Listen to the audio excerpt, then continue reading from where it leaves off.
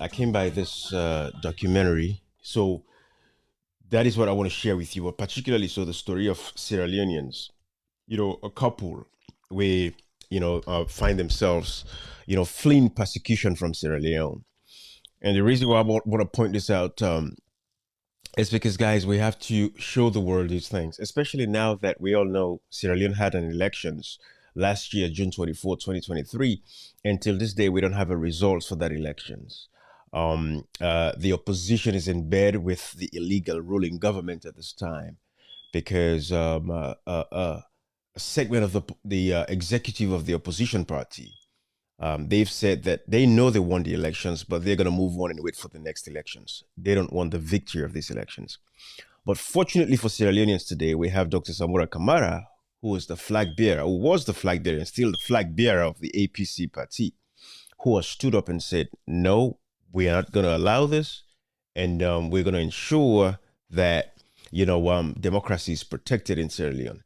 And that when people vote, their votes should count. So let me give you let me show you the video that I really want to, let you guys see what I'm talking about here. So we all be on the same page. I want you guys to see this. This is Sierra Leoneans telling their story.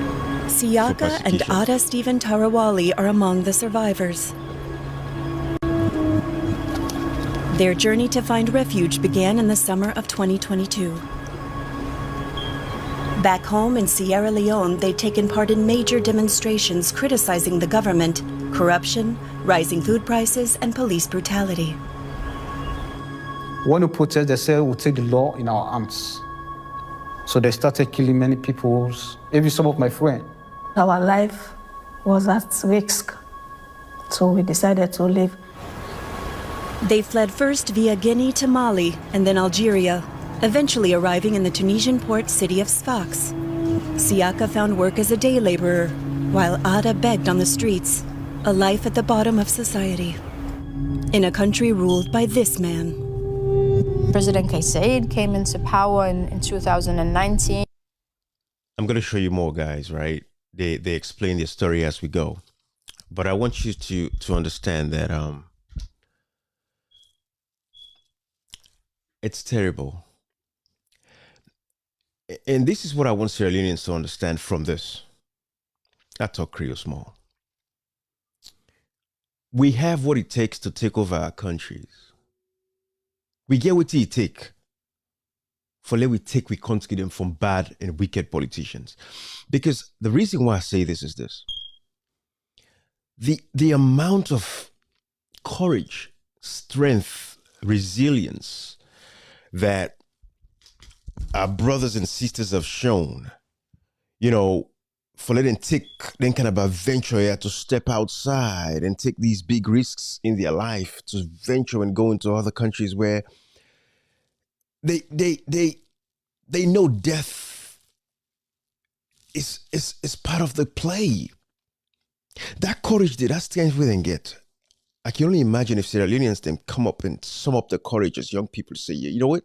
This strength will get away. We're going to use it instead of us running away from our country, taking these big risks where we might die or we might survive. In their case, they survived and made it to Germany. But you're about to listen to some of the ordeals that they went through. So Sierra Leoneans, we have what it takes to take over our countries from wicked politicians if it gets to that.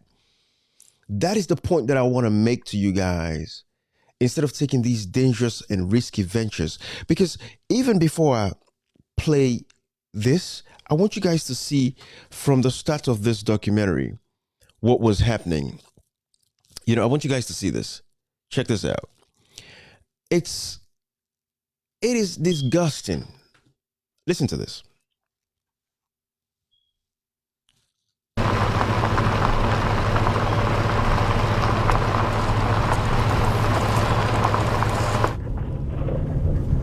I want you guys to see and feel the experiences. My name is Ali Wali from the 19th Border Guards Brigade. Right now we're driving towards Dar al Kus, one of the areas where we've been finding the most migrants. We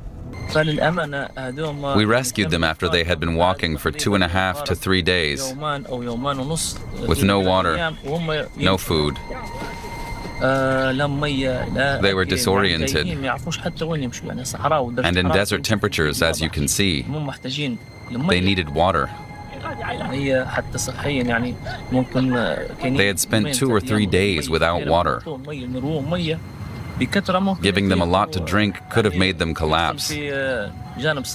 As you can see here, we're only giving them water little by little.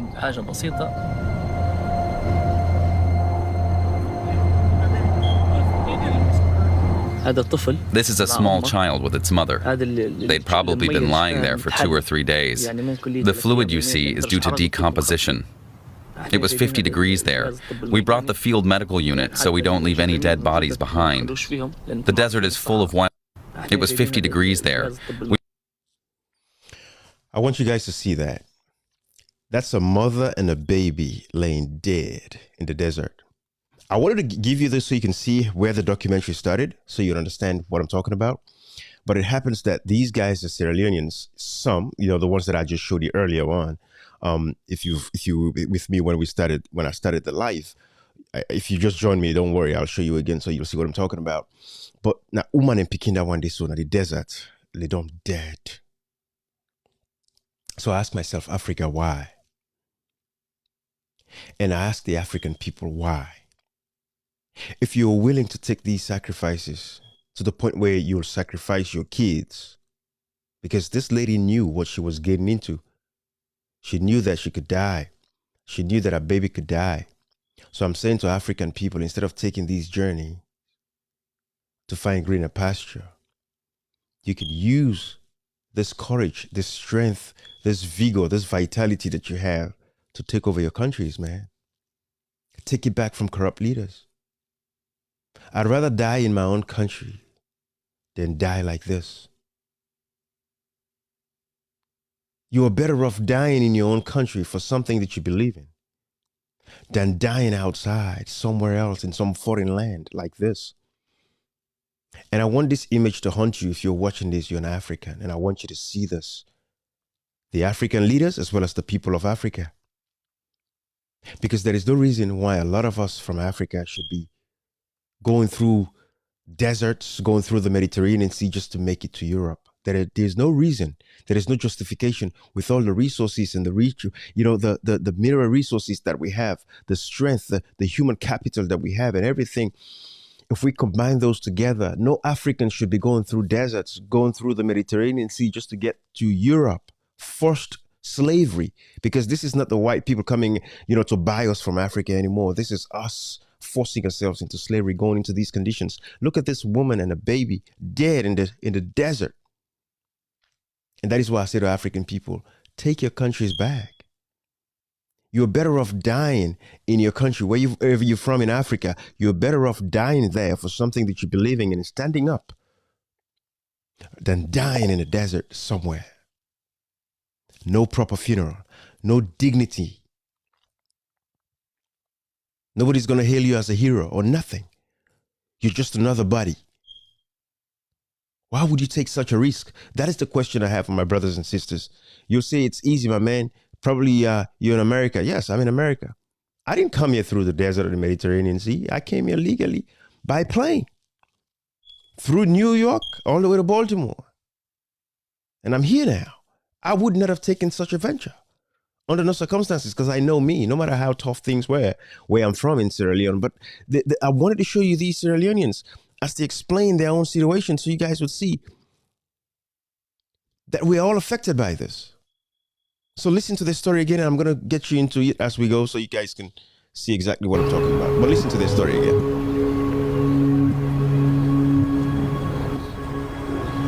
Siaka and Ada Stephen Tarawali are among the survivors. Their journey to find refuge began in the summer of 2022. Back home in Sierra Leone, they'd taken part in major demonstrations criticizing the government, corruption, rising food prices, and police brutality. When we protest, they say we'll take the law in our hands. So they started killing many people, even some of my friends. Our life was at risk, so we decided to leave. They fled first via Guinea to Mali and then Algeria. eventually arriving in the Tunisian port city of Sfax. Siaka found work as a day laborer, while Ada begged on the streets. Think about that. So the guy, Shaka, found work as a day laborer, but the lady had to be begging in the streets. So I say again to my Sierra Leonean brothers and sisters, you're watching this probably. Why don't you stay back home in Sierra Leone to fight to save your country as opposed to taking such a venture? Yes, they succeeded. They made it to Germany, but they could have died in Tunisia. So why do you want to gamble your life as opposed to staying back home and standing up to defend and protect that democracy?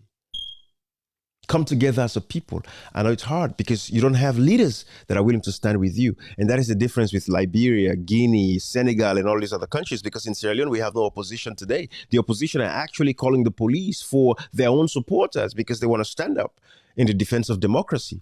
So I want the world to understand that in Sierra Leone, there's no democracy anymore. The illegal ruling government currently, who did not win in elections, of course, they violate the rights of the people. And then the opposition joined hands with the illegal ruling government right now in Sierra Leone to violate the civil, and the political rights of the people. But yet we have the American ambassadors and all these other international organizations, which I'm going to stop calling them because we don't need them no more. We're beginning to understand that in Africa, we don't need these international partners because they're not there for us, the people. They're there for themselves. So the lady had to be begging in the streets in some foreign land. So I said to Sierra Leone and them, why do you want to put yourself in a situation like this? You're better off dying in your own country than taking such a very risky venture. You can say, Ibrahim, now we don't know. But let's continue to listen to their story. A life at the bottom of society. And you heard the lady where they do the documentary, how it described the lady in life? A life at the bottom of society. And I want to say big shout out to a brother, Tyson Conte, who does documentaries like these, top class documentaries like this for the BBC News Africa. Because it's no different than what Deutsche Welle is actually doing, DW. If you go on BBC and just type DW, you'll see this. You'll find the whole documentary so you can watch it and see it for yourself. But that is what we're dealing with, guys. And this is what I want to show you guys. So as we go here, you'll see they'll continue to explain their story and you will know the reason behind, what is actually happening and how they got to where they got. So let's continue to watch this story. Let's continue to watch this story. And very volatile environments. In July 2023, a Tunisian man was fatally stabbed in an altercation between residents and migrants, leading to an explosion of violence against black people. So they come, broke the door. Bang, bang, bang. I thought that's something like armed robbers. So when I go in the balcony, I watch, I see there were a lot of stick, cutlass, knife. One guy bring a cutlass, so I want to come and have my wife. So I block him. So that's why I have injury here. So they attack us. For them to take our life, we decided to run away. But one night, with residents cheering them on, the police rounded up black people en masse, including Ada and Siaka. The two did not know what authorities were planning to do with them. So something like 4 o'clock, 4 to 5. So they bring a lot of bus. Every policeman have a gun, they will point gun at you for you to enter to the bus. TV cameras are rolling as the migrants are taken away. In the bus, there is a lot of policemen. They are in the bus. Even maybe you want to talk or you want to do a communication, they will stop you. Females are starting to cry, children are there is no food. Well, I was feeling bad because I was feeling that they are going to kill us.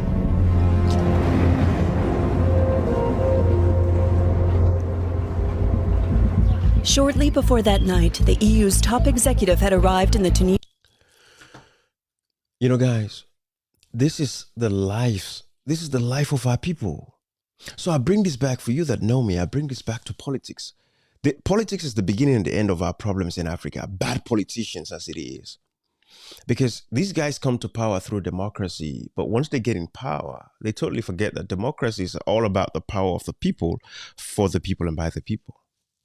And that is the problem we've seen across Africa today, and that is why we have what we have.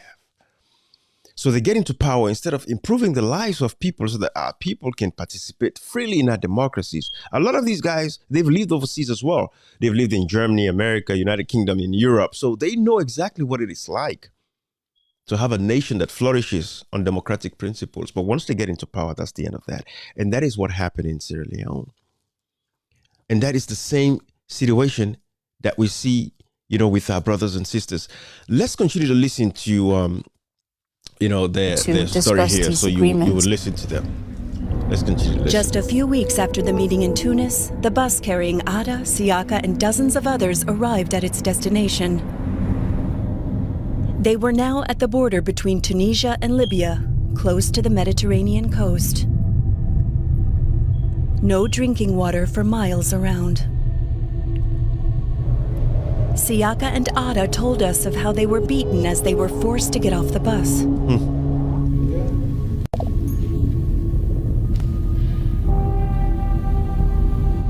They will beat this one for you not to walk again, because sometimes you'll find another way to enter Tunisia. So that's why they flog you. They even flog me.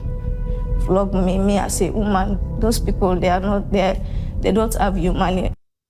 Yes, Ada, they don't have humanity because your leaders don't have humanity as well. So they're all the same. The reason why you fled Sierra Leone was because your politicians failed you. You protested, they chased you. They killed your friends. They killed your family members. Your leaders sold you. And I want Sierra Leoneans to pay attention to this. And I know Ada aware of this kind of a thing, yeah. Our leaders sold us to these guys. That is why they got in so. That is why they continue to violate your human rights. That is why overseas today, across Europe and even in America now, we're going to see that. It's all about nationalism. These people want their countries back because they feel like we're taking over their countries, and they have a right to think that way because we're not doing enough to protect our own countries where we're from. Stand up for our democratic principles and all of that stuff. So that is why we're going through what we're going through today, and that is why Ada is in this situation. Yes, Ada, those people don't feel sorry for you because your leaders have no sympathy or empathy for your plight and situation. Let's listen to this. Take your feeling for someone. So they even beat me mercilessly. And by then I was pregnant, 2 months pregnant. The Guard National treats us like that way. The Tunisian National Guard gets some of its support from German taxpayers. It uses... Let's go back. Again, my brother, your government back home in Sierra Leone, as Sierra Leoneans, we don't even care for ourselves. And that is the problem. So if we don't respect ourselves, how do we expect these people to respect us? This is the problem. And that is why, again, I say we have to create an awareness across in Sierra Leone for we brother and sister that we not decide for, take these dangerous journeys. And for the people that are actually doing the human trafficking as well, because they're capitalizing on these, unstable situations in Africa, collecting money from our brothers and sisters, telling them that they'll bring them overseas. That is a problem in itself as well, because that's human trafficking and it's a crime. And that's something we're trying to fight as much as we could to prosecute the people in Sierra Leone or Sierra Leoneans that are actually engaged in human trafficking, that are putting their brothers and sisters in harm's way. Because it's one thing to take a journey by yourself, but when you're being influenced by somebody else to tell you that, give me money, I'm going to bring you overseas. That's human trafficking. That's endangerment to life. And that is not helping you, not to help Andy. So we have to understand these things, Sierra Leoneans.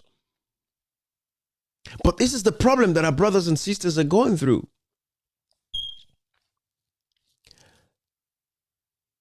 Let's listen to our brothers again, and my brother and sister. I want to listen to her. Let's continue this story. Even Tarawali lay defenseless and injured in the desert. At night, because the place is so cold, so I'm just thinking, I said, no, this place is not good. Yeah, I'm thinking that what will happen at in the morning or in the afternoon, because there is no shade.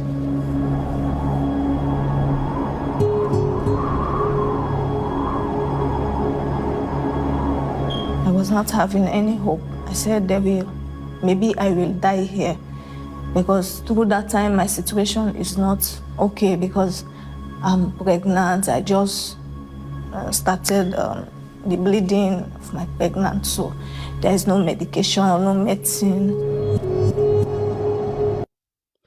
Tell me if anybody deserves to go through such as this lady is going through. Nobody deserves this. So I say again to us as Sierra Leoneans, what are we willing to do to ensure that we save our people from bad politicians? Because I wouldn't take this journey, and I wouldn't advise anybody for take this kind of a journey and this kind of a trip here. Look with sister, in a desert, giving up hope on life, bleeding. She was pregnant. She bled her baby out. No hospital. I got no more. Safe or live like I live, so they like a today and still they're alive. So Sierra Leoneans, these are the things that we should take into cognizance and say enough is enough. So when they decided making a video, I think shares the video, let the people see it. Yeah, we have been like much less. Some of them, their food was broke. They've been here for 6 days, others for a little bit shorter, but we can see they're injured. If we don't broadcast that events, maybe we are dead. The distressing scenes were seen by viewers. So basically, what you just saw was the guy who actually saved their lives. So if not for that guy, they would have died in the desert. That documentary, the guy that came there and shot that video and shared, and then that's how they were found. Sierra Leoneans, I'm showing you these things.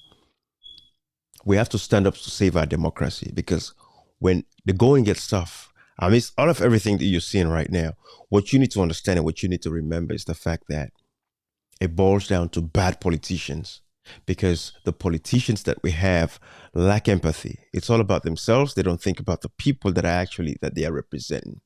They only think about themselves, and they think about their pocket and nothing else. And until we stand up to change that narrative in Sierra Leone and across Africa, nothing is going to happen. And this is the thing that we keep saying to our brothers and sisters in Africa. You are there in the continent. Mobilize yourselves. Galvanize yourselves. You have a right to rebel against these kinds of governments that you have that are causing you this much pain and distress. It's one thing to be poor and miserable, but then at the same time, you have no rights to free speech. You cannot talk. You cannot even express yourself about how you feel, about what is actually happening to you, about the difficulties that you're having. You can't even say anything about it without being ostracized, without them coming after your life to kill you. And then you have their supporters, the ones that are benefiting from these governments, that are chasing you, pointing you and saying, hey, you belong to the opposition, like they did in Sierra Leone around the time when this guy and his wife left Sierra Leone. So that is what is actually happening in Africa. And so therefore, Africans, we as a people, we Sierra Leone, we get a responsibility for ensure, say, we do what we have to do to protect ourselves. That is where we're going with this. And everybody has to understand this, because we don't deserve this.